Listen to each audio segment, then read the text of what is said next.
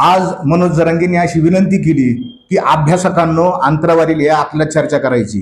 मग 2 तारखेला जे अभ्यासक होते, वकील होते, त्यांना तू शिवाय देऊन हाकलून दिलं जरांगे, आणि आज तुला अभ्यासकांची गरज पडली का?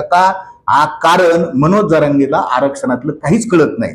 जर कळत असतं तर काल जो राज्य सरकारच्या मंत्रिमंडळाने निर्णय घेतला की आरक्षणाची सवलत घेतलेल्या उमेदवारांना किंवा विद्यार्थ्यांना ओपनचा लाभ घेता येणार नाही, हे जे काल निर्णय घेतला याच्यावर जरांगे एक शब्द बोललेला नाही, चकार शब्द बोललेला नाहीत। मग जरांगे तुमचा धनी कोण आहे बोलावता? तुमचा गॉडफादर कोण आहे? तो जेवढं सांगत तेवढंच तुम्ही बोलता का?